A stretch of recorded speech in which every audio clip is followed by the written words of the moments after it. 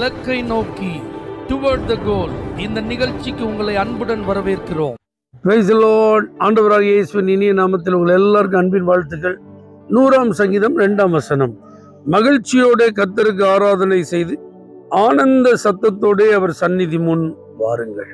தேவனை துதிப்பதற்கு ஆலயத்துக்கு வருகிறவர்களுக்கான ஒரு அழைப்பு. எப்படி வாங்க? மகிழ்ச்சியோட வாங்க.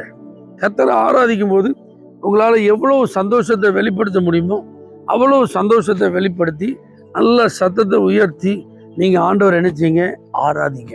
இது தேவன் நமக்கு கொடுக்குற ஒரு அழைப்பு. நம்ம நினைக்கலாம், வாரம் ஃபுல்லாக பல பிரச்சனை, பல கஷ்டம், பலவீனம், தேவைகள், அந்த காரியம் இந்த காரியம்னு நானே நொந்து போய் வரேன்.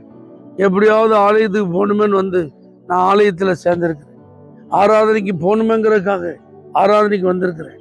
ஞாயிற்றுக்கிழமை ஆகவே ஆராதிக்கணும், அதுக்காக வந்திருக்கிறேன்.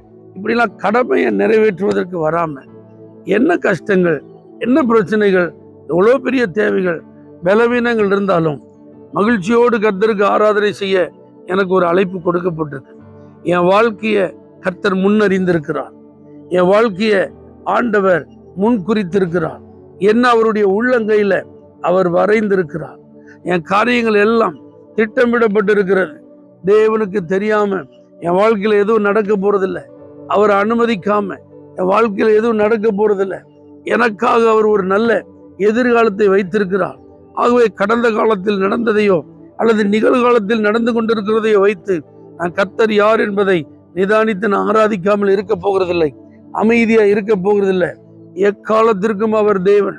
ஆகவே எப்பொழுது அவரை நான் ஸ்தோத்தரிப்பேன், எப்பொழுது அவரை நான் துதிப்பேன், எப்பொழுது அவர் நல்லவர் என்று சொல்ல நான் தயங்க மாட்டேன்னு சொல்லிட்டு நீங்க கடந்து போகிற சூழ்நிலைகள் எப்படி இருந்தாலும் ஆண்டுடைய ஆலயம் சொன்ன உடனே, ஆராதனை உடனே உங்க ஆத்மாவில ஒரு களி கூறுதலுக்கு இடம் கொடுங்க.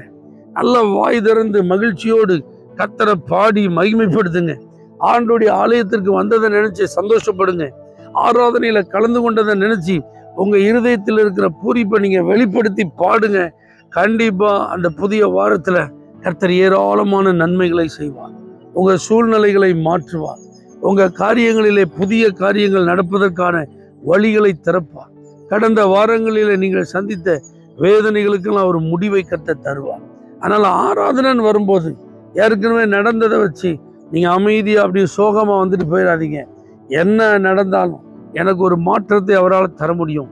பெருக்கம் எனக்கு உண்டாகும், முன்னேற்றம் எனக்கு உண்டாகும், நன்மையை நான் சுதந்திரிப்பேங்கிற ஒரு நல்ல தைரியத்தோடு நல்ல விசுவாசத்தோடு மகிழ்ச்சியை வெளிப்படுத்தி ஆராதிங்க. கர்த்தர் உங்களை ஆசீர்வதிப்பார். பரலோக தேவனே, மகிழ்ச்சியோடு ஆராதிக்க தடையா இருக்கிற எல்லா தடைகளையும் நீ நீக்கி போ.